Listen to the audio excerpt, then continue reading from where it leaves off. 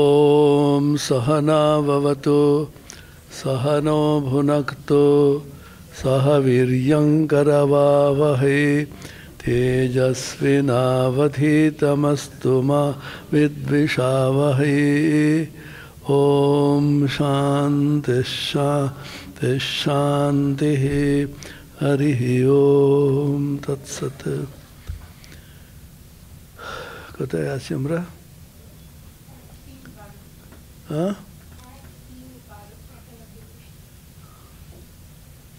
ও এখানে অনেক বাকি আছে।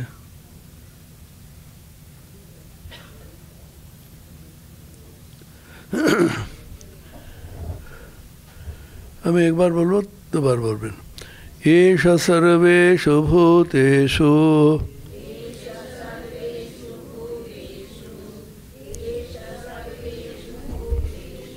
গূঢ়ো আত্মান প্রকাশতে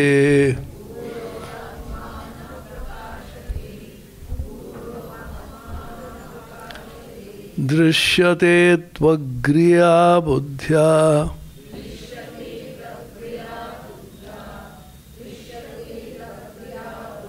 সূক্ষ্ময়া সূক্ষ্মদর্শিভিঃ।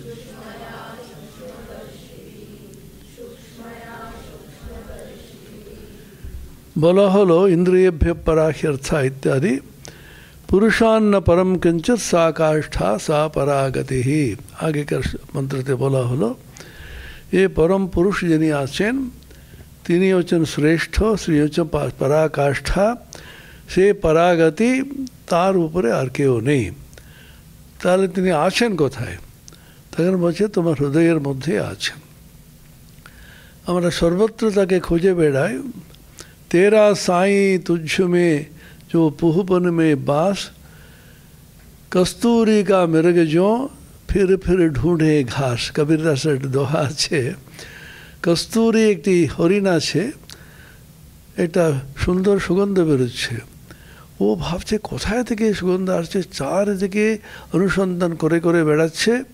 শেষ পর্যন্ত দেখলো নিজের নাভি থেকে ওটা বেরোচ্ছে। সেরকম আমরা কোথায় আছেন ভগবান, সর্বত্র ঘুরছি, বিভিন্ন তীর্থে যাচ্ছি, শেষ পর্যন্ত তিনি অন্তরে আছেন, সেটা তো হুঁশ তো আমাদের নেই। সেই অন্তরের ভগবানকে কিন্তু উপেক্ষা করে, তার বার্তা না শুনে সর্বত্র আমি খুঁজে খুঁজে তাতে তৃপ্তি অনুভব করছি। এত তীর্থ করলাম, এতেই করলাম, শেষ পর্যন্ত কিছুই শেষ হলো না। ঠাকুরের প্রিয় গান ছিল গয়া গঙ্গা প্রভাসাদি কাশী কাঞ্চি কে বা চাই। অর্থটা হচ্ছে তিনি ঈশ্বরকে আপন করা। বারম্বার ঠাকুর কথামৃতে বলেছেন। স্বামী বীরেশ্বরানন্দ মহারাজ, আমাদের পূজনীয় দশম অধ্যক্ষ, তিনি বলতেন ঠাকুরকে আপন করো, জীবনে একটি মাত্র বাণী, আর কিছু করতে হবে। তিনি আপন লোক। নাথ তুমি সর্বস্ব আমার, প্রাণাধার সারার সার আছে না, তিনি ছাড়া আমাদের কোনো গতি নাই। যদি কোনো দেবতা আপনি চান, যদি এমন একটা শক্ত লোকজন পরব্রহ্মকেই চান, নিত্য শুদ্ধ আত্মস্বরূপকে চান, আমি শরীর মন বুদ্ধি অহংকারের পারে, আমার কোনো মৃত্যু নেই, তাহলে ঠিক আছে। কিন্তু দেহবোধ থাকতে থাকতে, দেহাত্মবুদ্ধি থাকতে থাকতে ওই ভাব অবলম্বন করে চলা খুব কঠিন। ক্লেশো অধিকতরস্তেষাম অব্যক্তাসক্ত চেতসাম।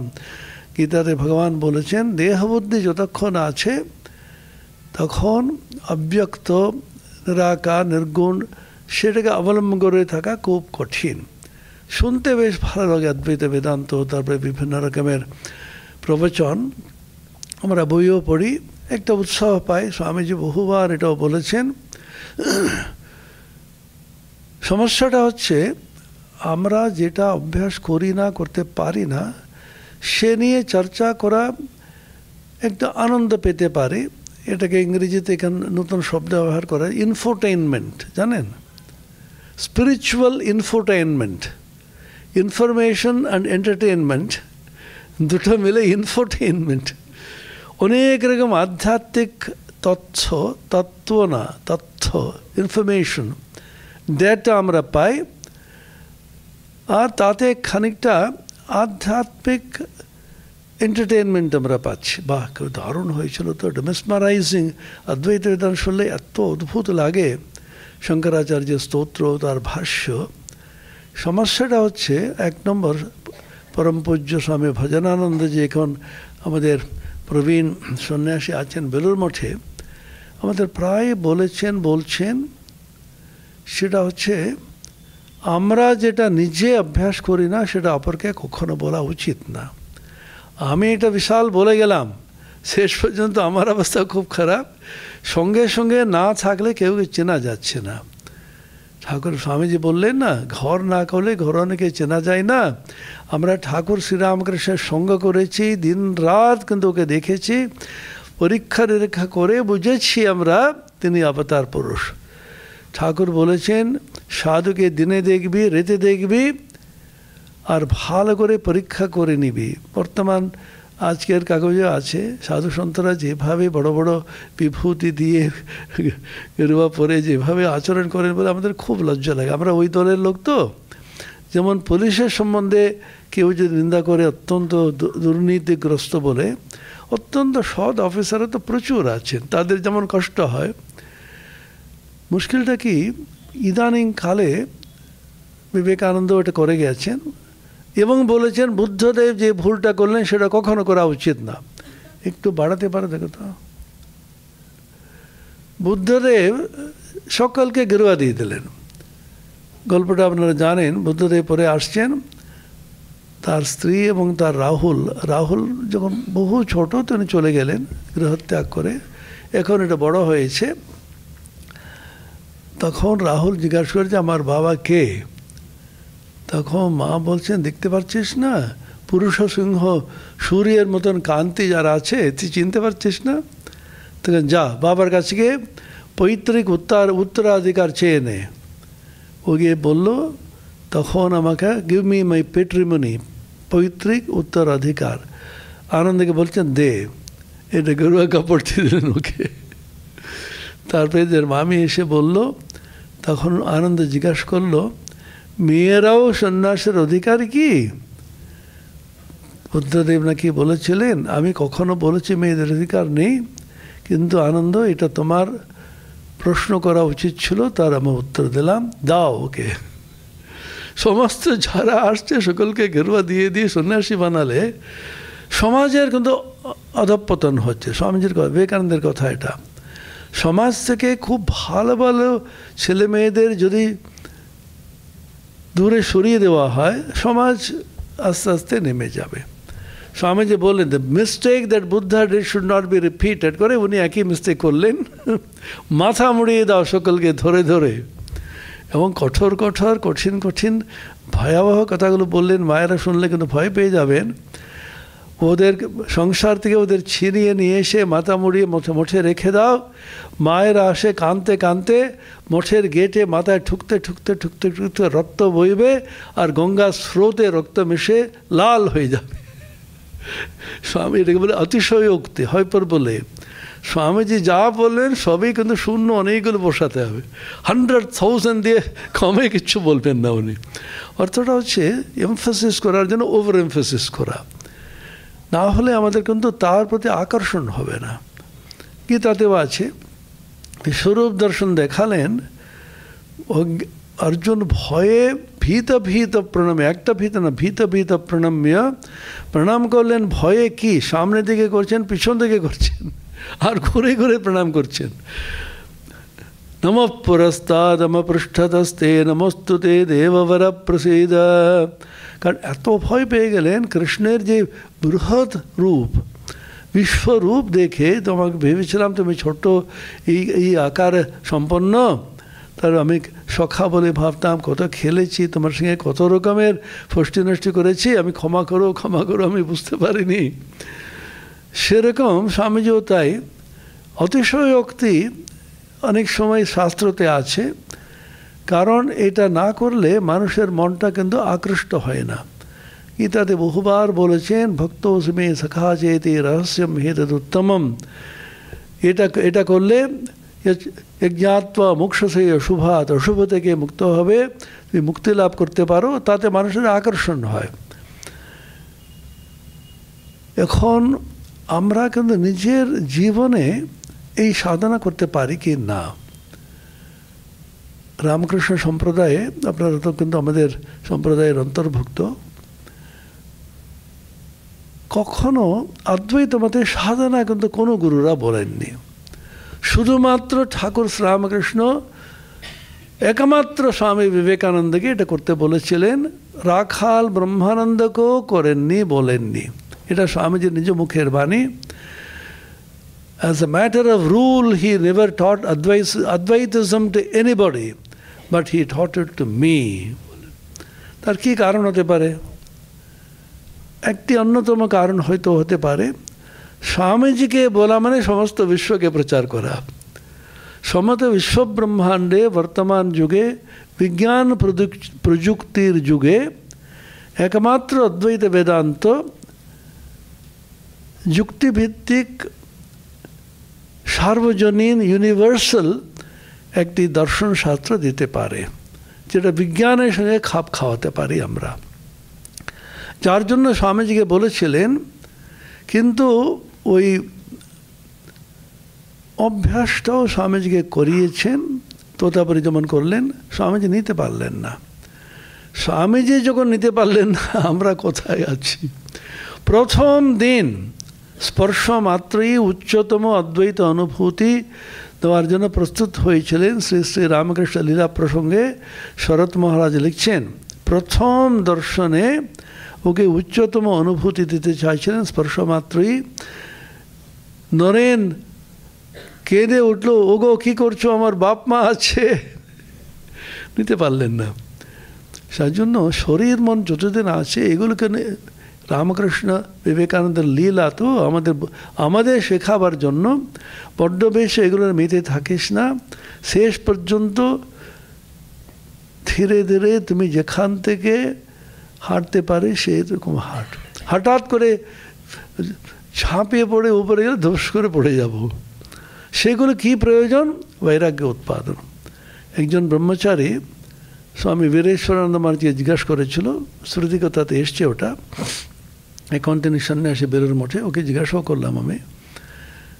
প্রশ্নটা হলো, আমরা প্রশিক্ষণ কেন্দ্রে আছি, প্রায় 10 বছর আমাদের প্রশিক্ষণ হয়, 2 বছর বেলুর মঠে, আর বাকিগুলি বিভিন্ন কেন্দ্র যেটা আছে, শাখা কেন্দ্র, ওখানে প্রশিক্ষণই হয় বিভিন্ন রকমের। তিনি জিজ্ঞাসা করলেন, আমাদের বিশেষ করে বেলুর মঠে ব্রহ্মসূত্র, তারপর উপনিষদ, শঙ্করের ভাষ্য, বেদান্ত সার, অদ্বৈত গ্রন্থগুলো পাঠ করানো হয়, ক্লাস নেওয়া হয়, বোঝানো হয়। ব্রহ্মচারীর প্রশ্ন, এগুলো কি কাজে লাগবে আমার ভবিষ্যতে? এগুলো খুব বাস্তবিক প্রশ্ন। আমি এটা বলে যাচ্ছি, এটা কি কাজে লাগবে আপনাদের জীবনে শুধু না বুঝাতে পারি, আপনি না বুঝতে পারেন, এগুলো বৃথা। এনফোটেইনমেন্ট ছাড়া কিছু হবে না। ইনস্টিটিউট অফ কালচারেতে বহুদিন ধরে উপনিষদ পাঠ করা হয়। রাসা রোডে যখন ছিল, গোলপার্ক হয়নি, তখন থেকে স্বামী স্মরণানন্দজি, পূজনীয় আমাদের সংঘাধ্যক্ষ ছিলেন, প্রয়াত হয়েছিলেন সম্প্রতি, তিনি বলতেন, স্বামী ওঙ্কারানন্দ স্বামী আমাদের সংঘের শাখাধ্যক্ষ ছিলেন, উনি উপনিষদ পড়াতেন গোলপার্কে না, রাসা রোডে। তারপরে এখন যখন এসেছিল, উনি বলেন, না, এখানে আমি পারবো না, আমি এমন একটি পরিবেশ থাকবে, সেখানে উপনিষদ পড়াবার উপযুক্ত পরিবেশ থাকবে। তখনকার দিনে ওরকম ভাবনা ছিল। এখন তো এই পরিবেশটাই কিছুই নেই, ওরকম হয়ে যাচ্ছে। এগুলো প্রয়োজন আছে, মানুষের শরীর মন নিতে পারে না, ঘেমে যাচ্ছে, খানিকটা সুখ স্বাচ্ছন্দ্য আমাদের প্রয়োজন আছে, ওটা মেনে নিতে হচ্ছে আমাদের। প্রথম থেকে অনেকগুলো উপনিষদ স্বামী লোকেশ্বরজি নিজেই পড়াতেন, বইও লিখেছেন, আপনারা জানেন। যখন উপনিষদ পড়াবার লোক আস্তে আস্তে কমে গেল, আমাকে ধরলো, আমি খুব বয়স কম, আমার 45 হবে না, বললো তুমি ইংরেজিতে উপনিষদ এখানে পাঠ করাও। ঠিক আছে, আমি প্রথম ঢুকছি, তখন তো বয়সও কম। প্রবীণ অনেক ভক্তরা ছিলেন, এখন তো অনেকে বোধহয় চলে গেছেন। ও লোকেশ্বরানজি, ওঙ্কারানজি তখনকার ভক্ত, তাদের একটুখানি থাকে, এই ছোকরাটা কী পড়াবে, তো আমরা পড়েছি কোথায় জানো, বয়স দেখে কাউকে কিচ্ছু করতে নেই। এইটুকু বালক ছিলেন কে? তার নাম হচ্ছে শঙ্করাচার্য। 8 বছরে উনি সমস্ত লিখে ফেলেছেন। তখন একজন প্রবীণ মহিলা বৃদ্ধা অনেকদিন ধরে, 45 বছর ধরে রসারোড থেকে উপনিষদ শুনে আসছি জানেন। আমি ভাবলাম আপনি কীরকম করেন টরেন একটু দেখতে এলাম। বললো ঠিক আছে। আমি বললাম তো আপনার সামনে আমরা কি বলবো, আমরাও কম না, রামকৃষ্ণ সাধুরা কিন্তু কম না, এটা জেনে রাখবেন আপনি, অবশ্যই আপনি জানেনই। আমি আস্তে করে বললাম বাবা এত পড়েছেন? হ্যাঁ, কোনো উপনিষদ নেই আমি বাকি নেই পড়ে। আচ্ছা একটা দুটো বলুন তো কী উপনিষদ পড়েছেন? আচ্ছা কি বলুন তো? আমি বললাম কঠোপনিষদ।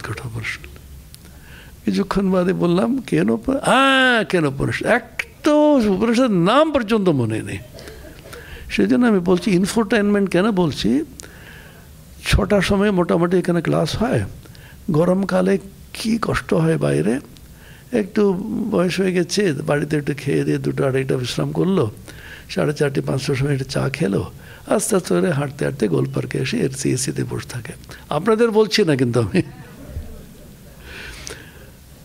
কেন এটা বলছি, এইগুলো ঋষি মুনিরা করে গেছেন, আমাদের আধ্যাত্মিক সম্পদ। এটা কিন্তু জানার প্রয়োজন এই জন্য আছে, আমাদের আধ্যাত্মিক ঐতিহ্য, স্পিরিচুয়াল হেরিটেজ অ্যান্ড লেগেসি যেটা বলি, তাতে কী রত্ন ভাণ্ডার আছে তার সামান্য একটি বিন্দুও কিন্তু আমরা আস্বাদন করতে পারবো না। সেই জন্য এটা জানার প্রয়োজন, কি ছিল ভারতবর্ষে, কীরকম ঋষিমুনিরা ছিলেন, কীরকম উচ্চতম আধ্যাত্মিক তত্ত্ব ওরা দিয়ে গেছেন, এটা জানার জন্য এবং একটু গর্ব করার জন্য, একটু নিজের উপরে আত্মবিশ্বাস রাখার জন্য ওই ঋষিদের রক্ত আমাদের ধমনীতে প্রবাহিত হচ্ছে। স্বামীজি বলেছেন এটা ঋষিদের বংশধর আমরা, সেই জন্য কখনো কোনো হীনমান্যতাতে ভুগবে না। স্বামীজি এটাকে সমস্ত এই সারাংশ বলে দিলেন, each soul is potentially divine. তুমি নিত্যশুদ্ধ মুক্ত আত্মস্বরূপ, সেটা শুধুমাত্র পড়ার জন্য নয়, পাঠ করার জন্য নয়, উপনিষদে ভাষ্য করার জন্য নয়, দৈনন্দিন জীবনে কখনো হীনমান্যতাকে ভুগবে না। তোমার মধ্যে অনন্ত শক্তি, অনন্ত সম্ভাবনা রয়েছে, তুমি মনে করো তোমার মধ্যে শক্তি আছে, কখনো নেতিবাচক নেগেটিভ চিন্তা করবে না। কিন্নামরোদিষ সখে ত্বয়ি সর্বশক্তি আমন্ত্রয়স্য ভগবন ভগদম স্বরূপম ত্রৈলোক্যমেতদখিলম তব পাদমূলে আত্মৈব হি প্রভবতে ন জড় কদাচিৎ। স্বামীজি বললেন না, কিসে যেন কাঁদছো তুমি বসে বসে, তোমার মধ্যে অনন্ত শক্তি রয়েছে, শেষ পর্যন্ত আত্মশক্তিরই কিন্তু জয় হবে, জড়শক্তি কখনো কিন্তু বিজয় পাবে না। তুমি সেই আত্মা এই ভাবনাটাকে রাখার জন্য বলেছে। তখন বীরেশ্বরান যে উত্তর দিয়েছেন এই লিপিবদ্ধ আছে, দেখো শাস্ত্র পড়ার তাৎপর্য, তোমাদের ব্রহ্মচারীদের সন্ন্যাসীদের পড়ানো তাৎপর্য একমাত্র হলো সেটা নিয়ে তোমরা সাধনা করবে। আমরা কিন্তু কখনো বলিনি, বলছি না, বলা উচিত না। উপনিষদকে অবলম্বন করে অদ্বৈত সাধনা করার মতো অধিকারী কয়জনই বা আছে? ঠাকুর শ্রীরামকৃষ্ণকে অধিকারী বলে বেছে নিয়েছেন তোতাপুরী, ঠাকুর বেছে নিয়েছেন বিবেকানন্দকে, নরেন্দ্রনাথকে, যদিও নরেন্দ্রনাথ কিন্তু তখন তৈরি ছিল না। ঠাকুরের যে বাণী, উনি তো বই পড়ে ক্লাস করে তো নরেনকে বোঝাননি। হাজরা মহাশয়কে চেনেন? প্রতাপচন্দ্র হাজরা বিখ্যাত, ঠাকুরের ওই ঘরের সামনে বসে থাকতো, ছোকরা ভক্তরা গিয়ে যখন ঠাকুরের কাছে উপদেশ নিয়ে বেরোচ্ছে, উনি ডেকে ডেকে উল্টো বলতেন। ঠাকুর একবার খুব বিরক্ত হয়ে গেলেন, হ্যাঁ এখানকার সব মত উল্টাচ্ছে। সোজা ভবতারিণীর কাছে গেলেন, ঠাকুরের একমাত্র অস্ত্র, সোজা মায়ের কাছে যাও, যা লাগবে বাচ্চারা যেমন যায়, সেই প্র্যাকটিস, সেই অভ্যাস আমরা রাখতে পারি, জীবনে কিন্তু ধন্য হয়ে গেলাম। মা বলুন, বাবা বলুন, যে কোনো দেবতা, আপনার ইষ্ট দেবতা হোক, তার কাছে বলুন প্রভু আমি পারছি না, মা আমি পারছি না, তুমি ছাড়া কে আমাকে বাঁচাবে? রামপ্রসাদ কমলাকান্তর গানগুলো দেখুন। আর রামপ্রসাদ তো বীর ভক্ত, মাকে আবার ভয় দেখাচ্ছেন। আমি যদি মরি ও হর শঙ্করী, দুর্গা নাম কেউ লোবে না। হে দুর্গা দেবী, আমি যদি দুর্গা দুর্গা করে শেষই হয়ে গেলাম, কিছুই করলে না আমাকে, লোকে কি বলবে? এই রামপ্রসাদকে দেখ, সারা জীবন দুর্গা নাম করলো, দুর্গা দেবী কিছুই করলে না, কেউ তোমার ভক্ত সব পালিয়ে যাবে, কেউ তোমাকে কিন্তু আর ডাকবে না, নিজেকে বাঁচাবার জন্য আমাকে বাঁচাও। আর এমন এমন একটা বীরত্ব ছিল। দেখো, আমার সঙ্গে তুমি মেমোরেন্ডাম অফ আন্ডারস্ট্যান্ডিং বলে না, MOU এখন চুক্তি করেছ। এটা কি? আমাকে বাঁচাবে, সবসময় আমার সঙ্গে সঙ্গে থাকবে, আপদে বিপদে তুমি একমাত্র পরিত্রাত্রী রক্ষাকর্ত্রী তুমি বলেছ। সে সব লিখে রেখেছি, ওই দলিলটা আমার কাছে আছে এখন। হ্যাঁ, যথেষ্টভাবে সাধন ভজন কিছু নেই, আর কোনো চেষ্টা নেই, কিসের কৃপা করব? তখন তো বললে না তো ওটা। আমি আছি রে বাবা, নিশ্চিন্ত থাকো, তুই তো আমার সন্তান। সাধন করতে কখনো বলেছিস কি? এখন হঠাৎ করে যখন পাচ্ছি না বৃদ্ধ বয়সে, কী সাধনা করবো? আমি কিচ্ছু করতে পারবো না, আর আমাকে এখন পরিত্যাগ করে দিস বলছেন, কালীকে বলছেন। তাহলে মামলা করব আমি। শিবের দলিল শিল মোহরে রেখেছি হৃদয় খুলে, এবার নালিশ করব নাথের ঘরে, ডিক্রি লব 100 বালে। নাথের ঘরে মানে শিবের ঘরে গিয়ে মায়ের বিরুদ্ধে মামলা করব। একটি হিয়ারিংয়ে আমি কিন্তু তোমার বিরুদ্ধে ইনজাংশন দিয়ে দেবো। কি ভেবেছিস? আর এখন চারিদিকে মিডিয়া ব্রেকিং নিউজ সবসময় বলতে থাকে না, breaking news, mother and son fight in the court, মায়ে পোয়ে মুকদ্দমা, ধুম হবে রামপ্রসাদ বলে। মায়ে পোয়ে মুকদ্দমা, ধুম হবে রামপ্রসাদ বলে। এত দূর আমাকে টানবি না, কৃপা কর এক্ষুনি। অদ্ভুত অদ্ভুত ভক্তদের ভাব। সেজন্য বৈরাগ্য উৎপাদনের জন্য শাস্ত্র প্রয়োজন। ফেরেশ্বরী নাকি বলেছিলেন, শাস্ত্র পড়ার কেন? আমি নিত্যশুদ্ধ মুক্ত স্বভাব, সংসারের কোনো সার নেই। আপনারা কিন্তু আমাদের চেয়ে খুব ভালো জানেন সংসারে কি জিনিস, আপনাদের আর বোঝাতে হবে না। আজকে ভাব, পরের মুহূর্তে ঝগড়া। আন্তর্জাতিক স্তরেও আমরা দেখছি, গলায় গলায় ভাব, হ্যান্ডশেক, তারপরে পিছন থেকে চুরি। কার কে বন্ধু, কে আমাদের শত্রু, কে মিত্র, কিচ্ছু বোঝা যাচ্ছে না। সেজন্য বারবার বলছে ভক্তি বেদান্ততে একমাত্র তিনি আছেন তোমার ইষ্ট দেবতা, তিনি প্রভু, প্রভু সাক্ষাৎ ইত্যাদি বলছেন না। গতির ভর্তা প্রভু, গতির ভর্তা প্রভু, তিনি হচ্ছেন মাতা ধাতা পিতামহা, তিনি তোমার সর্বস্ব, তিনি আছেন, আমি আছি, তোমাকে রক্ষা করব। ভগবদ বাক্য প্রতিশ্রুতি দিয়েছেন, কৌন্তেয় প্রতিজানিহি নমে ভক্ত প্রণশ্যতি। হে কৌন্তেয়, চারিদিকে কিন্তু তুমি গিয়ে প্রচার করো। আমি প্রমিস করে বলছি তোমাকে, অন বন্ড আমি লিখে দিচ্ছি, নমে ভক্ত প্রণশ্যতি, আমার ভক্তের কখনো ক্ষতি হবে না। শ্রীধর স্বামী মহাভক্ত, তিনি তার ব্যাখ্যাতে টিকাতে লিখছেন, হে অর্জুন, বিবাদমান সভাতে যাও। যেখানে বিবাদ কিসের হচ্ছে? ভগবান কিন্তু সর্বশক্তিমান, সকলকে উদ্ধার করতে পারেন কি? একটা পক্ষ বলছে পারেন, খানিকটা পারেন, পুরোটা পারেন না। সেখানে ধাস করে যাও, আমি অর্জুন এসেছি বলে চিৎকার কর, আর ঢাক ঢোল বাজিয়ে এমন একটা শব্দ করে সব ভয় পেয়ে যাবে। সেখানে গিয়ে বলবি আমার বাক্য, নমে ভক্ত প্রণশ্যতি, এ প্রতিশ্রুতি সকলকে দিয়ে উৎসাহ দাও। এটা কেন বলছেন? এটা না হলে আমরা জীবনে কি অবলম্বনে থাকবো? সংসারে অসারত্ব বোঝার জন্য শাস্ত্র বহুবিধ প্রচেষ্টা করে যাচ্ছেন। 15 অধ্যায় গীতাতে পুরুষোত্তম যোগে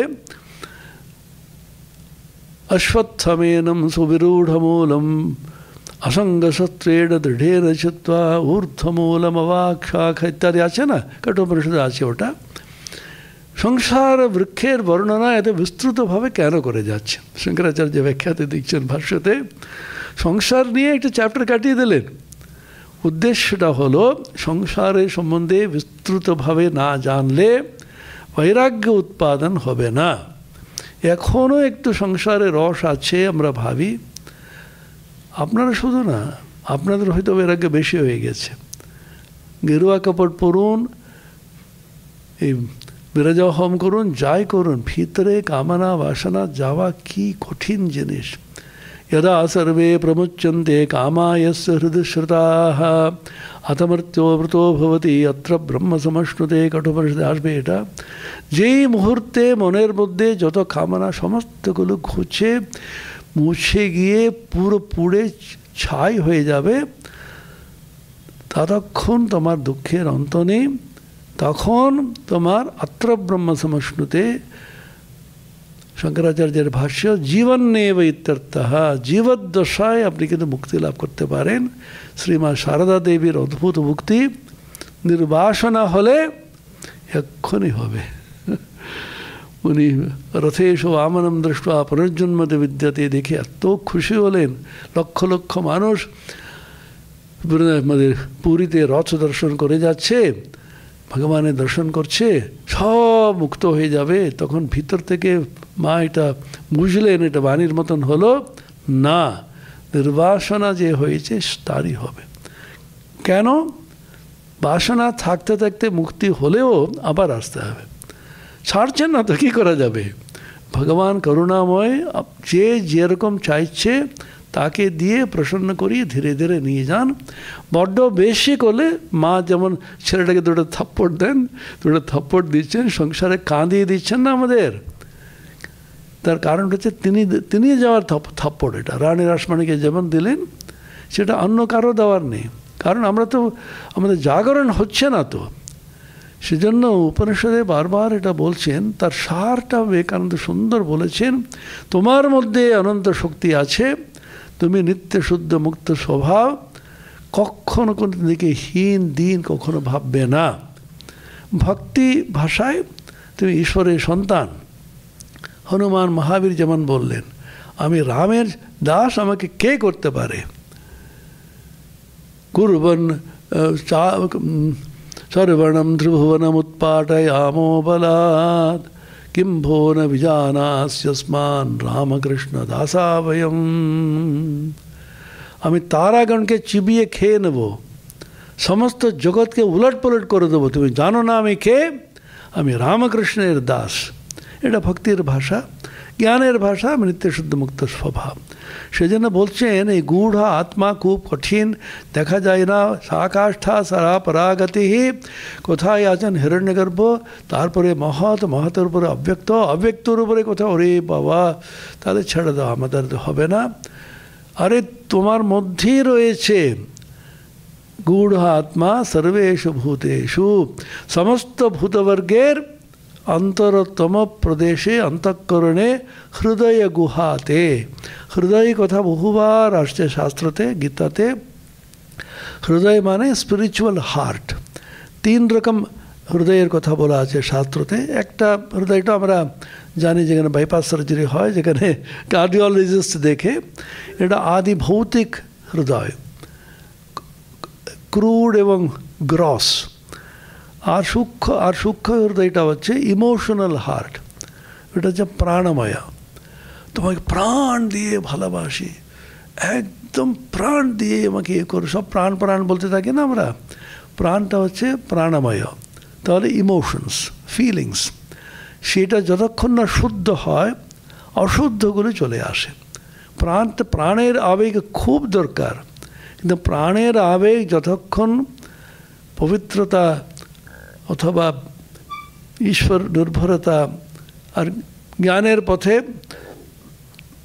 আত্মচিন্তা এর দ্বারা পবিত্র যতক্ষণ না হয়, ততক্ষণ প্রাণের আবেগটা বুদ্ধির দ্বারা টেনে রাখতে হবে, নাহলে খুব বিপদ হবে। বারংবার সাধকদের বলা আছে প্রাণের, এটা হচ্ছে ইমোশনাল একটি হৃদয়, তার মধ্যে রাগ দ্বেষ আছে, ভালোবাসা আছে, দুঃখ সুখ দুঃখ আছে।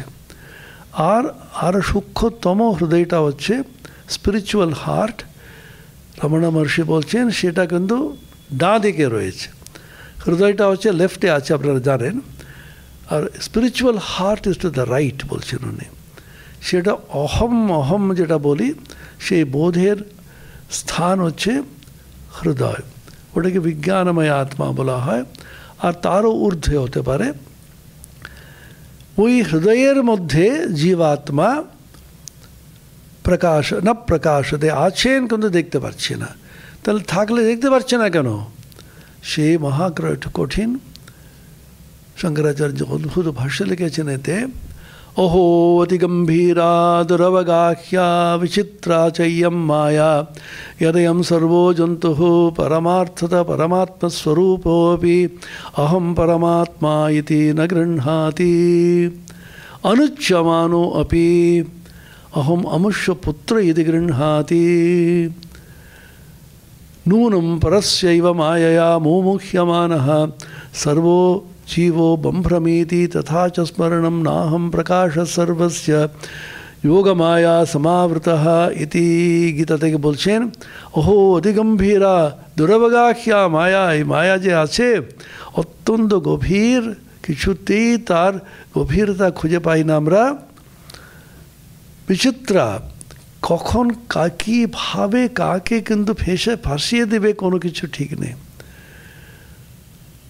যারা বৈরাগ্যবান সাধন ভজন করে, সাধন ভজনের মধ্যে অহংকারটা ঢুকিয়ে তাদের ডুবাবে। আবার আমি সকালবেলা 3:30 সময় উঠে 2 ঘন্টা বসি, নিজে নিজে তৃপ্তি পাই না। আমি তো আরে সাধনাতে তৃপ্তি পেতে বলা হচ্ছে না, ঈশ্বরে তৃপ্ত হতে হবে, আত্মতৃপ্ত হতে হবে, ঈশ্বরে তৃপ্ত হতে হবে। সাধনাতে তৃপ্ত হওয়াতে তো এমনি শেয়ার মার্কেটে গিয়ে দেখুন 14 ঘন্টা 15 ঘন্টা সেন্সেক্স উঠছে নামছে বসে থাকে ওরা। আমাদের মীরাবাইয়ের যে গান আছে না, সাধন করনা চাহিয়ে মনবা ভজন করনা চাই। গঙ্গা স্নান করে যদি ঈশ্বরকে পাওয়া যায়, মাছ কচ্ছপগুলো তো কবে পেয়ে যেত। ফলমূল খেয়ে নিরামিষ খেয়ে যদি ঈশ্বরকে পাওয়া যায়, যে বাঁদরগুলি ওরা ব্রহ্মপুরুষ হয়ে যেত। যদি ব্রহ্মচর্য অবলম্বন করে বিবাহ না করে হতে পারে যে খোঁজাগুলো আছে ওদের পেয়ে যেত। কোনোটারই কিছুই নেই। ভক্তি সার, ভক্তি আর জ্ঞান দুটি একই জিনিস। যে নির্বাসনা না হলে যতই যাই করো কিচ্ছু হবে না। আর একটা হচ্ছে পড়াশোনা, শাস্ত্র মুখস্থ করেছে মহারাজ, সব ওর মুখস্থ আছে। আরে মূর্খ, মুখস্থ করে কি হবে? এখান থেকে জিপিটি তোমার চেয়ে ভালো বলবে। যন্ত্রগুলো যেভাবে বলছে তাহলে যন্ত্র হয়ে যাবে নাকি তুমি? অনুভূতি খানিকটা না হলে, হৃদয়কে না ছুঁতে পারি আমরা। আমার অনুভূতি খানিকটা যদি থাকতো, মনে করুন আমি একটা কথা বলে সঙ্গে সঙ্গে হৃদয়ের মধ্যে আপনার স্পন্দন হবে। যেটাই বিবেকানন্দ প্রভৃতি যারা বলতেন, এখনও যদি কথা আমরা 2 পাতা পড়ুন, আপনার মনে হবে যেন ঠিক বলেছে, ঠিক বলেছে, ঠিক বলেছে। আর একই কথা বহু লোক বলেছে। বর্তমান যুগের সমস্যাটা কী? আর সমাজটা নিতে নেমে নেমে নেমে শেষই হয়ে যাচ্ছে। তার প্রধান কারণটা হচ্ছে নেতৃস্থানীয় যারা আছেন, একটা কথা যদি বলে এটা শিশুও জানে একবারে সম্পূর্ণ একটা মিথ্যা।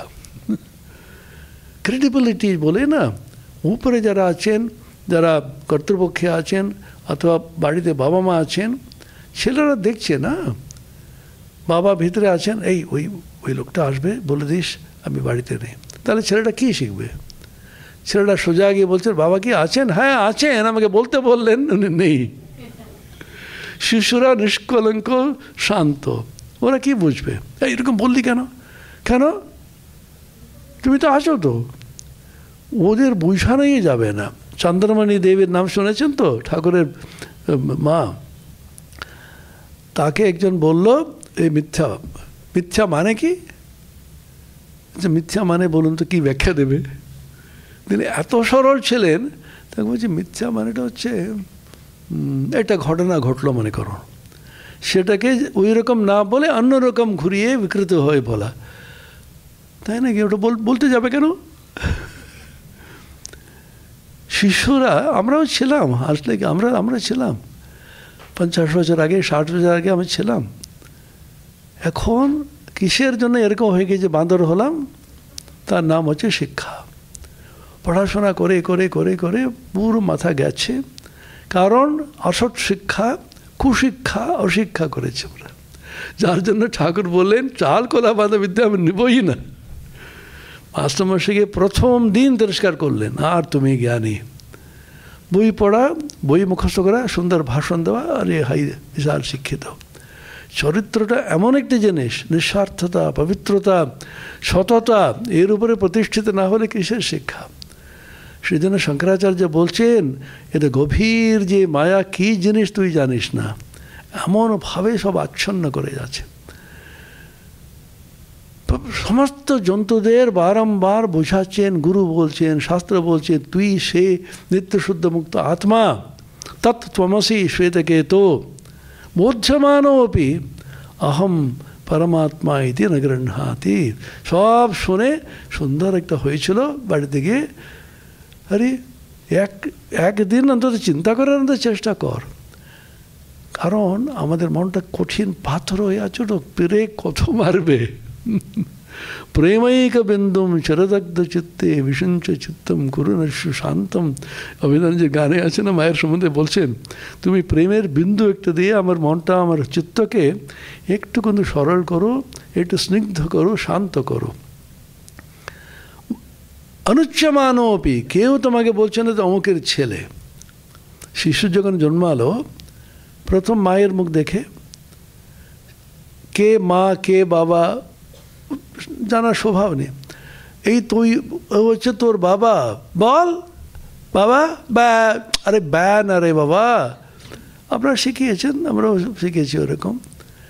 বারম্বার শিখালেও, বারম্বার গুরু শাস্ত্র বলা সত্ত্বেও আমি পরমাত্মা বলে কিছুতেই বিশ্বাস করছিস না, না বললেও মনে করো আমি অমুকের ছেলে। অনুচ্চমানাপি অহম মনুষ্য পুত্র ইতি গৃহ্ণাতি। নরেন্দ্রনাথ পর্যন্ত করলো এটা, আমার বাপ মা আছে। কি নূনম পরশ্চৈব মায়া মোমুখ্যমান, পুনঃ মুখ্যমান হয়ে, মোহিত হয়ে ইয়ং প্রত্যয় ব্যবহার করেছেন বারম্বার। কার মায়া? পরমাত্মারই মায়া। এটা মম মায়া দুরত্যয়া মামেব ये প্রপদ্যন্তে মায়া মেতাম তরন্তি তে। ঈশ্বরের কাছে গিয়ে তিনি মায়াধীশ, আমরা মায়াধীন। এ প্রভু তুমি মায়াধীশ, আমার মায়া মুক্ত করো। ওটা একটা পথ, বেদান্তের পথ।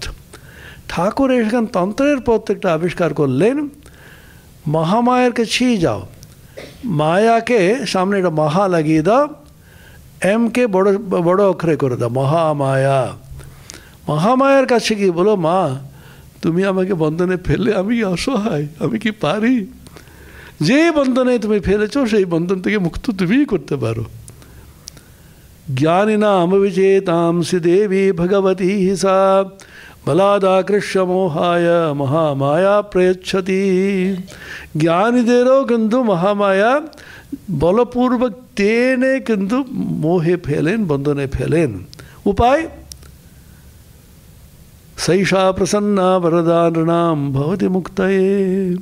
তিনি প্রসন্না যদি হন, তিনি হাসতে হাসতে তুমি বন্ধন মুক্ত তিনি করতে পারেন। ঠাকুরের কথামৃতে আছে না, এই জাদুতে একটা এমন কঠিন একটি গিট বেঁধে দিল, কেউ খুলতে পারছে না। যত টানছে ততই আরও কিন্তু শক্ত হয়ে যাচ্ছে। তখন যে গিটটা বেঁধেছে সে বলছে হাসতে হাসতে এদিক দিয়ে এরকম করছে, খুলে যাচ্ছে। যে বন্ধনে ফেলেছে সেই বন্ধন মুক্তও করতে পারে। এটা তন্ত্রের বিশেষ তাৎপর্য। এটা মুক্ত হওয়ার জন্য তুমি ঈশ্বরের কাছে গিয়ে প্রার্থনা করে এই মায়া থেকে এবং মুক্ত করো বলা যেতে পারে। আর একটি সহজতর উপায়, কলিযুগে বিশেষ করে, তুমি মহামায়ের বিরুদ্ধে ঈশ্বরকে নালিশ করে বাঁচবে না কিন্তু। ও ঈশ্বরকে বলেছিস তো, আমি দেখে নেব তোমাকে। ইদানিংকালে কখনো নালিশ করতে নেই কাউকে। বড় ডাক্তার এসছে, কি সব ঠিক আছেন তো? ডাক্তার একদম ঠিক না। কেন? বারবার ডাকলেও সিস্টার আসে না, আর পারছি না। হ্যাঁ ডাকো ওকে। হেভি ছেড়ে চলে গেলেন উনি। তারপরে রাত্রে ডাকছে সিস্টার, আমাকে ডাকছেন কেন, বড় ডাক্তারকে ডাকুন না, 1 সপ্তাহ বাদে উনি আসবেন। সিস্টারকে কখনো তুমি তার বিরুদ্ধে বলে বাঁচতে পারবে না, ওকে একটুখানি ঠান্ডা করে রাখো। সিস্টার মায়ের মতন তুমি আমাকে দেখছো, আমার এত আনন্দ হচ্ছে, কিন্তু আমি পারছি না, আরও একটু সময় দিলে ভালো। না না, আপনি কিছু চিন্তা করো, আমার পিতৃতুল্য আপনি। মায়ের কাছে গিয়ে একটু প্রসন্ন করো, তাহলে কিন্তু তোমাকে সমস্ত দিয়ে দেবেন। এটাই বলছে দুর্গা পূজাতে, কালী পূজাতে, জগদ্ধাত্রী পূজাতে, তন্ত্রের দেশ তো বারম্বার বলছেন ধর্ম অর্থ কাম মোক্ষ সব তিনি দেবেন। ঠাকুর নিজেই মহামায়াকে তিনি প্রসন্ন করে মহামায়াকে পুজো করতে এত দূর এলেন। তো স্বামীজি বলছেন তুমি ব্রহ্ম যতই বলো, ব্রহ্মশক্তি অভেদ, এই নূতন তত্ত্ব কলিযুগে প্রবর্তন করে মহামায়ার মাধ্যমে তুমি করতে পারো। তা বলছেন তুমি ব্রহ্মজ্ঞানও যদি চাও, মহামায়া যদি প্রসন্ন হন তিনি ব্রহ্মজ্ঞানও দিতে পারেন। তার কাছেই গিয়ে চাও না, তার নির্গুণ স্বরূপটা তিনি দেখাতে পারেন বলছেন উনি। দৃশ্যতে কিন্তু বেদান্তের মতে খুব অত্যন্ত দৃঢ় শক্তিশালী তীব্র বৈরাগ্যবান যারা, ধীমান ধীমতি, তার কি হবে অগ্রিয়া বুদ্ধিয়া, অত্যন্ত সূক্ষ্ম, যেভাবে কুশাগ্র বুদ্ধি বলে না, তীক্ষ্ণীকৃত বুদ্ধি, পবিত্র বুদ্ধি, সূক্ষ্ময়া সূক্ষ্ম বুদ্ধির দ্বারা দেখা যেতে পারে। কে দেখবে? সূক্ষ্মদর্শীভি। শঙ্করাচার্য বলছেন ওখানে ভাষ্যতে সূক্ষ্ম দর্শনশীলই। কেউ কেউ আছেন, শীল মানে অভ্যাস, সূক্ষ্ম দর্শন করাটাই করতে করতে করতে সূক্ষ্ম দেখাটাই অভ্যাস হয়ে গেল ওর। আমাদের যেমন স্থূল দেখতে দেখতে স্থূলটাই অভ্যাস হয়ে গেল, সব সময় একেবারে স্থূল জগতে থেকে বিভিন্ন রকমের গান বাজনা নিম্ন স্তরের খাবার খেতে খেতে অভ্যস্ত হয়ে গেলাম। ওদের ভালো খাওয়া দিলে বমি করে বলে খেতে পারে না, কারণ অভ্যাস হয়ে গেল আমাদের। যার জন্য বলেছেন তুমি কিসের জন্য এগুলো পাঠ করা, পুজো করা, কিসের জন্য বলা হচ্ছে? অভ্যাসটা করো সূক্ষ্ম জিনিসকে জানার জন্য, সূক্ষ্ম জিনিস উপলব্ধিতে একটি আনন্দ পাওয়ার জন্য। আমরা আনন্দ পাচ্ছি কিসে? বিষয়ানন্দে আমরা কিন্তু মেতে আছি। কিন্তু ব্রহ্মানন্দে যাওয়া বেশ কঠিন। অন্তত ভজনানন্দ, সাধন ভজন পুজো পাঠ এগুলোতে আনন্দ করো। ওগুলোতে আনন্দ খানিকটাও যদি পায়, বিষয় আনন্দ ঠাকুর বলছেন আলুনি লাগে। বিষয় মধু তুচ্ছ হলো কামাদি কুসুম সকলে মজলো আমার মন ভ্রমরা। ঠাকুরের খুব প্রিয় গান ছিল এটা।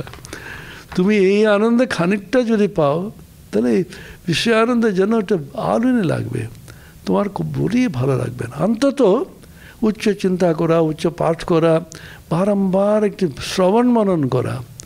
ঠাকুরের কাছে একজন বলছে আমি কিন্তু ধ্যান করতে পারছি না, শ্রবণ মনন তো আছে। ঠাকুর বলছেন আপনারা শ্রবণ করছেন, আমি চিৎকার করে করে আমার কথা আমিই শ্রবণ করছি, তারপরে খানিকটা মনন করুন। অন্তত বাস্তব যাওয়ার পর্যন্ত খানিকটা একটা থাকবে। এ করতে করতে করতে পুনঃ পুনঃ অভ্যাস করতে হবে। সেজন্য পুনঃ পুণ্যে না বলছেন অভ্যাস যোগ। ঠাকুর বলছেন অভ্যাস যোগটা গীতাতে পড়ো নেই, বলছেন অভ্যাস মানে এক কথা বারবার বলতে বলতে বলতে। সেজন্য শাস্ত্রকারদের কখনো ক্লান্তি নেই, এক কথা বলে যাচ্ছে। এই উপনিষদে খুললেই, স্বামীজির বাণী আলোচনা খুললেই আত্মতত্ত্ব, ঠাকুরের কথামৃত খুললে ঈশ্বর লাভই জীবনের উদ্দেশ্য, ঈশ্বরকে জানাই জীবনের উদ্দেশ্য। মনুষ্য জন্ম দুর্লভ, এই জন্ম পেয়ে ঈশ্বরকে না জানলে জীবনটা বৃথা, পাতায় পাতায় করে দেয়। কতবার বলেছে কোনো ঠিক নেই। হৃদয়রাম মুখোপাধ্যায়কে চেনেন? হাজরার মতন আরেকটা অদ্ভুত মানুষ হলো। কী সেবা না করেছেন ঠাকুরকে। ঠাকুর মজা করে বলছেন হৃদয়ের মতন সেবাও কেউ করেনি, ছায়ার মতন স্নেহ করেছে বলছে। আর হৃদয়ের মতন সেবাও কেউ করেনি, হৃদয়ের মধ্যে জ্বালাতন কেউ করে। হৃদয়রাম গিয়ে বলছে মামা এক কথা বারবার বলছো কেন বলছো? ঠাকুর খুব রেগে গেলেন, হাজার বল বল তোর কী রে। অর্থটা হচ্ছে গীতাতেও দেখবেন প্রত্যেকটি অধ্যায় ঘুরে ফিরে একই কথা, হয় শরণাগতি হবে, আত্মতত্ত্ব হবে। তুমি আমার কাছে শরণ নাও, আমি সব করে দেবো, কতবার গীতাতে আছে। শঙ্করাচার্য প্রশ্ন তুলেছেন আবার, এটাকে পুনরুক্তি দোষ বলা হয়। শাস্ত্র আমাদের কথার মধ্যে শাস্ত্রকাররা বলেছেন একটা জিনিস বারবার বলতে নেই, কিন্তু ব্যতিক্রম হতে পারে। 1 নম্বর জননী, মায়ের কাছে পুনরুক্তি দোষ নেই। সন্তানকে, ছেলেকে বারবার বলতে থাকবে, বিশেষ করে হস্টেলে থাকে, একটু দূরে থাকে, আজকে যাচ্ছিস, সব ছুটি শেষ হয়ে গেছে, মা কাঁদছেন, আজকে এটা রান্না করে নিতে ভালো, এটা ভালোবাসিস, খা, আর কে তোকে খাওয়াবে, এরকম। ঠিক আছে, ঠান্ডা লাগাবে না, একটু শীতের কাপড় আছে তো, হ্যাঁ মা। তারপরে বাস, ট্রেনে করে যাচ্ছে মানে দেখতেই হবে না, ট্রেনের এটা ধরে ধরে দৌড়তে দৌড়তে বলতে থাকবে, ঠান্ডা লাগাবে না, হ্যাঁ এই তো ঠান্ডা লেগেছে। আমরা বিরক্ত, মা চুপ করো তো, বারবার একে, ঠিক আছে আর বলবো না। কিছুক্ষণ বাদে, আমি কেন বলছি জানিস তো, আবার বলবে। আপনারা তো মা জানেন, মায়ের হৃদয় কি জিনিস আমরা অনুভবই করতে পারি। অনেক সময় ভাবি আমরা মেয়ে হতাম, জানতে পারতাম মায়ের হৃদয় কী জিনিস। সে উপমা দিচ্ছে শাস্ত্রের সম্বন্ধে। শঙ্করাচার্যের মতন অদ্বৈত বেদান্তি তিনি বলছেন, ইতি শ্রুতিহি অনুকম্পায়া মাতৃবৎ।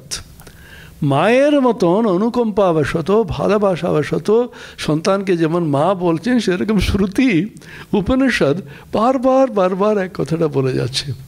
একটা জায়গায় লিখছেন কঠোপনিষদে, মাতৃপিতৃ সহস্রেভ্যো পরমহিতৈষণা বেদেন যদুপদিষ্টম নোপেক্ষিতব্যম।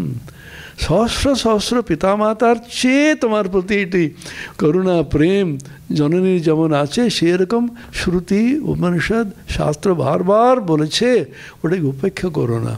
মা 1000 বার বললে একবার তো স্মরণ হবে। এখন সকালে চলে গেলেন আমাদের, তখন মায়ের কথাগুলো মনে পড়ে, এত বিরক্ত করতেন, এটা করো, কেন, কতবার বলে। এখন মনে পড়ছে এগুলো, যারা বয়স্ক লোকদের কিন্তু প্রজ্ঞা আছে, ওরা লেখাপড়া কম করতে পারে, এটাও নিয়ে যাও, হয়তো লাগবে না, এটা তো চাইনি, কেন নিয়ে যাব? আরে নিয়ে জানা, যদি প্রয়োজন না হয় নিয়ে আসবি, ওখানে গিয়ে ঠিক ওটা চাইবে। Wisdom is always with this old people. আমি দেখেছি বৃদ্ধদের মাথায় যে উইজডম আছে, প্রজ্ঞা আছে। মহাভারতে যক্ষ প্রশ্ন আছে না, জানেন তো? যক্ষ একজন ছিল, পুকুরে জল খেতে গিয়েছিল, এক একজন অজ্ঞান হয়ে পড়ে গিয়েছিল। যক্ষ বললো আমার প্রশ্ন উত্তর দিতে হবে, সে এসে যুধিষ্ঠির উত্তর দিলেন। ওটা মহাভারত এই জ্ঞানটাকে গল্পচ্ছলে বিতরণ করছে। কিসের মহত্ব লাভ করে মানুষ, এটা প্রশ্ন আছে। তো উত্তর দিয়েছেন বৃদ্ধ সেবায়া। বয়স্কদের সেবা করে করে করে মানুষ কিন্তু জ্ঞান লাভ করে। জয়েন্ট ফ্যামিলিতে উঠে গিয়েছে, যুক্ত পরিবার, তখন নাতি নাতিনের সঙ্গে তো দিদি আর ঠাকুরমা খেলতে থাকবে, কারণ বাবার সময় নেই। ওখানে যারা মানুষ করেছে, গল্প শুনেছে, ওদের যেরকম যে বুদ্ধি প্রজ্ঞা আছে অতুলনীয়। বয়স্কদের কোলে পিঠে যারা মানুষ হয়েছে, সেরকম কেন বলছেন, সূক্ষ্ম জিনিসের শুনতে, ভালোবাসতে অভ্যাস করার জন্য, বারংবার বারংবার চেষ্টা করার জন্য শাস্ত্র পুনঃ পুনঃ একই কথা বলছে। কিভাবে এটা করবে তারপরের বার বলছেন। এটা তো বলা হলো ইন্দ্রিয় পরার্থে পরমানা, অভ্যাসটা কি করে করবে? প্রথমে ওয়াকটাকে মনের মধ্যে প্রবেশ করাও। অর্থটা কি হলো? ওয়াক মানে ইন্দ্রিয়গুলোকে, ওয়াক উপলক্ষণে ওয়াক পাণি পাদ পায়ু উপস্থ, সেটা হচ্ছে কর্মেন্দ্রিয়, চক্ষুকর্ণ নাসিকাত্মক জিহ্বা, জ্ঞানেন্দ্রিয়। এই জ্ঞানেন্দ্রিয় এবং কর্মেন্দ্রিয়গুলোকে মনের মধ্যে প্রবেশ করাও। তার কি অর্থ হলো? আপনি চোখ বুঝে যখন থাকলেন, সর্বেন্দ্রিয়াণ সংযম্য মনো হৃদয় নিরুদ্ধ চ, গিয়ে তাতে সংক্ষেপে বলা আছে সমস্ত ইন্দ্রিয়গুলোকে, দ্বারগুলোকে বন্ধ করো। কানটা বন্ধ করো, কানটা বন্ধ করা যাচ্ছে না, এখন তো 2টা প্লাগ দিয়ে খালি গান শুনতে থাকে। আবার বরঞ্চ 2টা প্লাগ দিয়ে সব শব্দগুলোকে বন্ধ করো। অথবা মনটাকে অন্তর্মুখ হলে আপনা আপনি ভালো লাগবে না। চক্ষুকর্ণ নাসিকা ত্বক জিহ্বা বাক পাণি পাদ পাই উপস্থ, এই পঞ্চ ইন্দ্রিয়গুলোকে একেবারে চুপ করিয়ে ইন্দ্রিয়ের যে অনুভব অভিজ্ঞতা যেটা আছে সেগুলোকে বন্ধ করলে কি হয়? সহজ। আপনি চোখ বুজে বসলেন, মনের মধ্যে যত দৃশ্য আসতে থাকে, যে হিজিবিজি যা দেখেছেন আপনি কালকে, যার জন্য হিজিবিজি টিভিতে দেখতে বারণ করে এই কারণে, ভিজুয়াল ইমপ্রেশন বলে না, চোখের ইমপ্রেশন অত্যন্ত প্রবল আমাদের। সেগুলো শুনতে শুনতে দেখতে দেখতে যে ধ্যান করতে বললেন ঠাকুরের উপরে, সে যত দৃশ্য যত নায়ক নায়িকা আসতে থাকবে আপনার। এর থেকে দুর্ভাগ্য জগতে আর কিচ্ছু নেই। কারণ কেন তুমি অভ্যাস করালে? মনকে একেবারে খারাপ খাদ্যগুলো খাইয়ে খাইয়ে শেষ করে দিয়েছ তুমি। সব মনের মধ্যে চলে, ইমপ্রেশনস যেটা বলে, ইন্দ্রিয়ের যে ইমপ্রেশন যেটা সংস্কার সব মনের মধ্যে যায়। ছেদ বাং মানসী প্রজ্ঞা, মনেরগুলোকে কি কোথায় যাবে? বিজ্ঞানময়ের মধ্যে যাবে। অন্নময়, প্রাণময়, মনোময়, বিজ্ঞানময়। মনের ঊর্ধ্বে হচ্ছে বিজ্ঞানময়, সেটাকে বুদ্ধি বলা হয়েছে, প্রজ্ঞা বলা হয়েছে যোগসূত্রে, ঋতম্ভরা প্রজ্ঞা, অধি বলা হয়েছে গায়ত্রী মন্ত্রে, মেধা বলা হয়েছে বেদে, সবই সমার্থক। এখন ঊর্ধ্বে নিয়ে গিয়ে সে মনের মধ্যে যা আছে সবগুলো বিজ্ঞানময়ের মধ্যে ঢালো। বিজ্ঞানময়ের ব্যষ্টি এবং সমষ্টি রূপ আছে। বিজ্ঞানময়ের সমষ্টি রূপকে বলা হয় হিরণ্যগর্ভ আর মহৎ, যেটা আমরা পড়েছিলাম, মহৎ পরম অব্যক্তম ইত্যাদি। হিরণ্যগর্ভ মানে সমষ্টি বিজ্ঞানময়, সমষ্টি বুদ্ধি উপহিত চৈতন্য ইত্যাদি কঠিন ভাষায় বলা হয়। খুব সহজ। আমার একটা বুদ্ধি আছে, আপনার বুদ্ধি, সকলের কম বেশি বুদ্ধি আছে। একটা পিঁপড়ের একটা বুদ্ধি আছে, মশার সবচেয়ে বেশি বুদ্ধি আছে বেলুর মঠে। কী বুদ্ধি, বাপরে বাপ! ঠিক জানে নতুন কে এসছে সাধু, ঠিক গিয়ে কামড়াবে ও। এখন এই অক্টোবর মাসে এসে গেলে খুব খুশি, এতগুলো সাধু আসবে, কনফারেন্স হবে, এই নতুন নতুন খাওয়ার চল, সপরিবারে এসে পুরো করতে। কারণ আমাদের খেয়ে খেয়ে ক্লান্ত হয়ে গেছো। আরে ওর ছেড়ে দেওয়ার কথা, স্বাদ নেই বিশেষ কিছু। সকলে মিলে যত প্রাণী কত আছে জগতে, কত কোটি কোটি কোটি কোটি হবে কি ঠিক নেই, সমস্ত প্রাণীবর্গের সমস্ত বুদ্ধিকে একত্র করলে যে বুদ্ধি, যার ওই বুদ্ধি আছে তাকে বলে হিরণ্যগর্ভ, সমষ্টি জীব।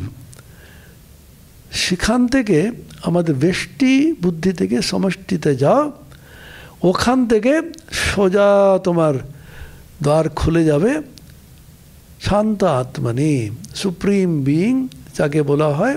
আগে বলেছে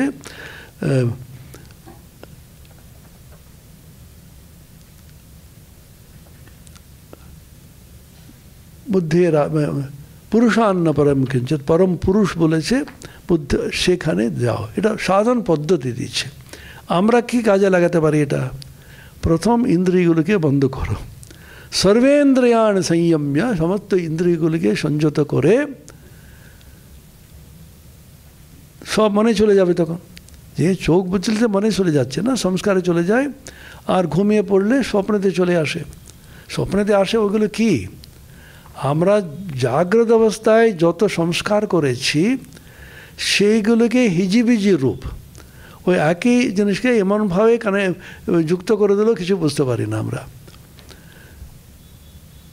মন যখন সমস্ত সংস্কার নিয়ে যাচ্ছে, ওটাকে বিজ্ঞানময়ের মধ্যে যাওয়া সবচেয়ে কঠিন ওই পথটা।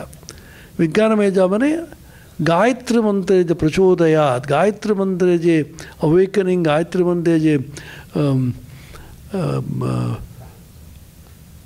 স্ফুরণ যদি হয়, বেদান্তে স্ফুরণের কথা বলছে, বারংবার মন্ত্র তোমাকে স্ফুরণ হতে থাকে। অজপা জপ বলে ওটাকে।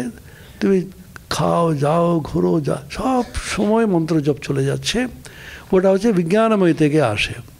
মনের মধ্যে থাকলে কখনো ভুলে যাও, কখনো করতে পারো। বিজ্ঞানময় থাকলে শ্বাস প্রশ্বাস যেমন আসে, সেরকম কিন্তু ঈশ্বরের স্মরণ মরণ চলতে থাকে। বিজ্ঞানময়ে যাওয়ার পরে কসমিক বিজ্ঞানময়, সমষ্টি বিজ্ঞানময় গিয়ে ওখান থেকে সোজা পথ, ওখানে যেতে পারে। আমরা কত দূর যেতে পারি আমরা দেখিনি, একেবারে উচ্চতমতা এই জন্মে হবে কিনা জানি না। স্বামী ভজনানন্দ সম্প্রতি বললেন, আমাদের এতে যোগসূত্রের উপরে হয়েছিল, তখন বললেন আমরা বড় জোর যেতে পারি সমাধি মাত্রম বলে একটি সূত্রের মধ্যে ব্যাখ্যা আছে। তা মানে বিজ্ঞানময় আত্মা জ্যোতির্ময় একটি আত্মা, বিজ্ঞানময় আত্মাটা জ্যোতির্ময়, হিরণ্ময়ে পরে ঘোষে বিরজম ব্রহ্ম নিষ্কলম তৎশুভ্রম বলছে না, শুভ্র জ্যোতির্ময়। ঠাকুর বলছেন বিজ্ঞানময় কুণ্ডলে উঠলে একই বলে অদ্ভুত জ্যোতি দর্শন হয় ইত্যাদি বলে না, জ্যোতি দর্শন হয় বলা আছে। আর অনাহত ধ্বনি শ্রবণ হয়, যে ধ্বনি কিন্তু আহত হয়নি, সবসময় নিত্যবর্তমান ধ্বনিটা হচ্ছে প্রণব ধ্বনি। সেখানে গিয়ে ওই যে জ্যোতির্ময় বিজ্ঞানময় যেটা আছে, সেই বিজ্ঞানময়ের জ্যোতিতে আমাদের ইষ্টদেবতা জ্যোতির্ময় হয়ে উঠবেন। সে আসল ইষ্টদেবতা আছেন হিরণ্যগর্ভে, তাকে কিন্তু আমরা খুঁজে পাবো না, কিন্তু তার রেপ্লিকা এখানে রাখা আছে, তার জ্যোতির্ময় স্বরূপ রাখা আছে আমাদের ধ্যানের জন্য। সেটাই কিন্তু আমাদের গুরুদেব কৃপা করে আমাদের হৃদয়ে প্রাণ প্রতিষ্ঠা করে মন্ত্র দিয়ে বসিয়ে দিয়েছেন। গুরু কি করলেন, এই আমাদের শরীর মন্দিরে যেমন প্রাণ প্রতিষ্ঠা যখন হয়, মন্দির প্রতিষ্ঠা বলছি, আমাদের হৃদয় হচ্ছে গর্ভগৃহ, আমাদের শরীরের রূপ মন্দিরে, হৃদয় রূপ গর্ভগৃহের মধ্যে ওটা বিজ্ঞানময়, সেখানে উনি প্রতিষ্ঠা করে ওটা প্রাণবন্ত করে প্রাণ প্রতিষ্ঠা করে মন্ত্রটা দিয়েছেন। সেই মন্ত্রের দ্বারা এটা জাগ্রতা হবে আমাদের ইষ্ট দেবতা, এটা বলেছেন। সেই জন্য কী করতে হবে, প্রথমে ঘুম থেকে ওঠো, উত্তিষ্ঠত জাগ্রত বলুন, উত্তিষ্ঠত জাগ্রত প্রাপ্য वरान् निबोधत शूरस्य धारा दुबर निशिता दुरत्यया दुर्गम पथस्तत् कवयो वदन्ति। स्वामीजीर अत्यंत प्रिय मंत्र আপনারা জানেন, বারবার বলে উত্তিষ্ঠত জাগ্রত, उठो जागो, अराइज अवेक, उठो जागो, प्राप्य वरान निबोधत। वरान माने अत्यंत श्रेष्ठ आचार्यगण, उपलब्धिमान आत्मज्ञ पुरुष ब्रह्मज्ञानी, तादेर काछे गिये समीपे गिये तत्वके तुमी जानबे। तखन कोथाय ब्रह्मज्ञानी खोजे बेड़ाबो? आमादेर प्रैक्टिकल प्रॉब्लेम। एर कठोपरे ऋषिके बोलते दाঁড়াও দাঁড়াও, তুমি বলে চলে গেলে তুমি কোথায় পাবো বলো? ঘোর কলি থেকে তো ব্রহ্মজ্ঞানী করতে খারাপ অবস্থা খুব। তখন উপায় বলেছেন, কি বলেছেন? তস্মাৎ শাস্ত্রম প্রমাণম তে, শাস্ত্র হচ্ছেন তোমার গুরু, শাস্ত্র হচ্ছেন তোমার ব্রহ্মজ্ঞান দেবে। কেন? শাস্ত্র বাংময়ী রূপ। এই উপনিষদ আমরা পাঠ করি, এটা শুধুমাত্র পেপারে ছাপা একটি বই নয়। উপনিষদ যে সেই জ্ঞান, সেটা ঈশ্বরের অথবা ব্রহ্মের বাংময়ী স্বরূপ। বলেছেন বৃহদারণ্যক উপনিষদে বলেছেন, বেদ হচ্ছেন হিরণ্যগর্ভে শ্বাস প্রশ্বাস। যখন শ্বাস প্রশ্বাস করি, যখন ঈশ্বরের শ্বাস নিচ্ছেন, সেখান থেকে বেদটা নির্গত হয়েছে বলেছেন। সে উপনিষদ, গীতা, ঠাকুরের কথামৃত, যে শাস্ত্রই হোক না কেন, চণ্ডী, এইগুলো হচ্ছে আমাদের এখন গুরু। সেটা কে বলেছেন? শিখ সম্প্রদায়ে দশম গুরু বলেছেন। গুরু গোবিন্দ সিং বললেন, 1, 2, 3, 4, 10 পর্যন্ত আমি এসেছি, এরপর থেকে তোমাদের কোনো গুরু আর আসবে না, এই গ্রন্থটাই তোমাদের গুরু। এখনও পর্যন্ত ওরা মানে, গ্রন্থকে পুজো করে, গ্রন্থকে চামর লাগায়। ঠিক সেরকম আমাদের বুঝতে হবে, বর্তমান যুগে ওই রকম গুরু খুঁজে পাবেন না। রামকৃষ্ণ সম্প্রদায়ে যারা আসছেন, তারা আপনাদের বলে দিচ্ছেন এটাই তোমাদের। দুরকম দেখা যেতে পারে, শাস্ত্র, উপনিষদ, গীতাদি, শ্রুতি, স্মৃতি, পুরাণ, এইগুলো হচ্ছে তোমাদের वरान निबोधत। এরা কিন্তু তোমাদের শ্রেষ্ঠ জ্ঞানী হয়ে তোমাদের শেখাবে। আরেকটা হচ্ছে সম্প্রদায়। রামকৃষ্ণ মঠ, রামকৃষ্ণ মিশনে যারা কিন্তু দীক্ষা দিচ্ছেন, তার মানে সকলে ব্রহ্মজ্ঞান হয়েছে, সকলে কিন্তু হয়েছেন মনে করবেন না, এটা হতেই পারে না। কিন্তু কি করছেন ওরা, যে সম্প্রদায়ে চলে আসছে সেইগুলোতে ওদের শরীর পবিত্র শুদ্ধ শরীরের মাধ্যমে একটা নূতন একটা কল খোলা হয়েছে, আর কিছু না। মাত্র 10টা কল ছিল, প্রচুর হাজার লোক এসে গেছে, আরও দু একটা কল লাগিয়ে দাও না, ওই কলের মাধ্যমে আবার একই জল কিন্তু প্রবাহিত হচ্ছে। সেজন্য সম্প্রদায়টা খুব গুরুত্বপূর্ণ। শঙ্করাচার্য ভাষ্যতে বলছেন গীতাতে 13 অধ্যায়ে, অসম্প্রদায়বিদ সর্বশাস্ত্রবিদপি মূর্খবদে উপেক্ষণীয়। যে সম্প্রদায় জানে না সেই মানুষটা সব শাস্ত্র জানতে পারে, তখনও মূর্খের মতনই ওকে উপেক্ষা করা উচিত। রামকৃষ্ণ সম্প্রদায়ে মা নিজে বলেছেন, ঠাকুরের কাছে এই মন্ত্রগুলো এসেছে, এই সম্প্রদায়ের কাছে আসছে। গুরু এসে তোমার সঙ্গে থাকবেন বলবেন, সে সবসময় ভাবা যায় না, কিন্তু উনি যে সম্প্রদায়ে যে মন্ত্রটা দিয়েছেন, মা বলেছেন মন্ত্র দেওয়ার সময় যা দেওয়ার সব দিয়ে দিয়েছি আমি, এখন যতটা তুমি আগ্রহ করে করবে, যার জন্য শাস্ত্র পাঠ করা। তারপরে বলছেন খরস্য ধারা, অত্যন্ত কঠিন পথ, একদম খুর যেটা আছে এত ধারাটা এত সূক্ষ্ম, সেরকম দুর্গম পথস্তৎ কবয়ো বদন্তি। জ্ঞানীরা বলেন, কবয়ো মানে জ্ঞানীরা বলছেন, কি বলছেন, মেধাবীগণ জ্ঞানীরা বলছেন এই পথটা বেশ কঠিন পথ, কিন্তু খুব সহজ করছে কে, সহজ করে দিয়েছেন অবতার পুরুষ এসে। এত কঠিন ছিল, তিনি এসে বললেন সুসুখম কর্তুমব্যয়ম রাজবিদ্যা রাজগুহ্যম পবিত্রম ইদমুত্তমম প্রত্যক্ষাবগমম ধর্ম্যম সুসুখম কর্তুমব্যয়ম। সুসুখম খুব সহজ। কি ওটা, মনমনা ভব মদভক্ত মধ্যাজি মাম নমস্কুরু। ঠাকুর বলছেন এখানকার চিন্তা কর, এখানে ওনার চিন্তা, এখানকার চিন্তা কর, আর কিছু করতে হবে না, যা প্রয়োজন আমি করিয়ে নেব। এখানকার চিন্তা যে করে সে পিতার সম্পত্তি যেমন পৈতৃক উত্তরাধিকার সূত্রে সন্তানেরা পায়, সেরকম সব আমার আধ্যাত্মিক সম্পত্তি পাবে। মাস্টারমশাই বলছেন শ্রীম, তার সম্পত্তি কি জানো, জ্ঞান ভক্তি বিবেক বৈরাগ্য শান্তি সুখ প্রেম ও সমাধি। সেগুলোর জন্য আমাদের কিছু বিশেষ করতে হবে না, তার কাছে গিয়ে বলতে হবে, কে স্যার ওই এসছে গোলপার্কে ক্লাস করতে বলছো নাকি করেছে, বলছে ওইগুলো চাইছে, কিছু দেবো, জ্ঞান ভক্তি বিবেক বৈরাগ্য চাইছে, দাঁড়াও ও কি সার্টিফিকেট আছে, ওখানকার বলতে হবে তো, এখানকার চিন্তা করেছি ইত্যাদি। সার্টিফিকেটটা হচ্ছে যখন দীক্ষার সময় ফর্ম ফিল আপ করেছেন তো ওখানে গুরুদেব সই করেছেন, ওটা বেলুর মঠে ই ফর্মে রাখা আছে। যখন কিন্তু জ্ঞানটা হয়ে গেলে মুশকিল হয়ে যাবে, সেটা বলবেন ঠিক আছে, ও আমাদের সম্প্রদায় দিয়ে দাও। অবতার পুরুষ এসে এই কঠিন পথকে অত্যন্ত সহজ করে দিচ্ছেন। শ্রী শ্রী মা বলেছেন, বীরেশ্বরজি প্রায় বলতেন এটা, মা নাকি বলতেন তখনকার দিনে বহু দূরে গিয়ে পাহাড়ে জঙ্গলে গিয়ে মন্দির দর্শন করতে হতো। এখন মন্দিরটা কলকাতায় এসে গিয়ে ঠাকুর এখানে আছেন, শুধু তা না গাড়ি নিয়ে নিজে নিজে ছুটছেন, যারা আসতে পারছে না, অনেকদিন আসতে পারছে না, কেসব আমি যাব নিজে। যেটা করেছেন এটাও দেখবেন রামচন্দ্র বনবাস কেন করলেন, তাৎপর্যটা অনেকে ব্যাখ্যা করে। অনেক সহস্র সহস্র ঋষিমুনিরা জঙ্গলে বসে তপস্যাদি করে একেবারে শেষ পর্যন্ত এসে খানিকটা ঈশ্বর দর্শনের অপেক্ষায় বসে আছে।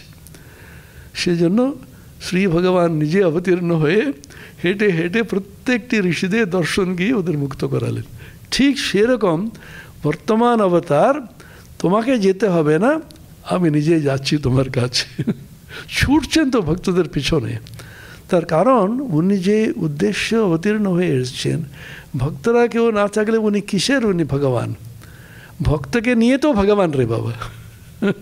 সেজন্য ভাগবত ভক্ত ভগবান, শাস্ত্র, তারপরে তিনি অবতার, তারপরে আমাদের পবিত্র অন্তঃকরণ, এই তিনটি মিলে ঠাকুর দর্শন হয়েছিল না।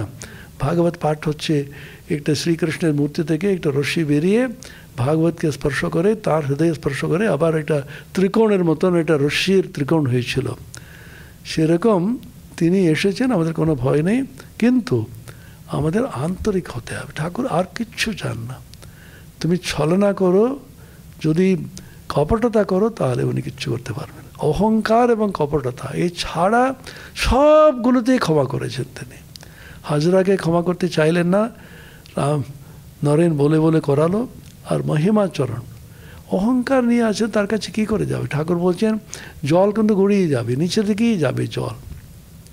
সেজন্য অহংকার শূন্য হয়ে ছলনা কপটতা ত্যাগ করে সরল শিশুর মতন বলছে আমি পারছি না, আমি জানি না কিছু। তিনি তো কৃপা করার জন্য বসে আছেন। তো তোদের তোরে কৃপা করে বসে আছি বিরলে, গান আছে না, এসেছে নূতন মানুষ। তোদের জন্য কৃপা করার জন্য আমি বসে আছি, দুবাহু তুলিয়ে ডাকে আয় রে তোরা আয় চলে। উনি ডাকছেন, আমরা খানিকটা এসে গেছি, গোলপাড় পর্যন্ত এসে গেছি। এখানে শাস্ত্র পড়ে তার কাছে অন্তরে যদি গভীরে যেতে পারে, তিনি কৃপা করার জন্য বসে আছেন। মায়ের একটা উক্তি আছে, খুব ভয়াবহ উক্তি। বলছেন তিনি যদি তার ভক্তদের কৃপা না করেন, উদ্ধার না করেন, তার পাপ হবে। মা বলছেন, সেজন্য ওনার কাছে দাবি আছে আমাদের, কিন্তু আন্তরিক হতে হবে, কপটতা শূন্য হয়ে আন্তরিকভাবে। ইনসিনসিয়ার হলে কিছুতেই উনি সহ্য করবেন না। আমরা অনেক আন্তরিক খানিকটা আছি, আর একটু বাড়াতে হবে। এই বলে সকলকে বিজয়ার শুভেচ্ছা দিই, আগাম জানিয়ে দিচ্ছি। তারপরে এখানে ক্লাস হবে বোধহয় 30 তারিখে অক্টোবরে। সকলের বিজয়ার শুভেচ্ছা।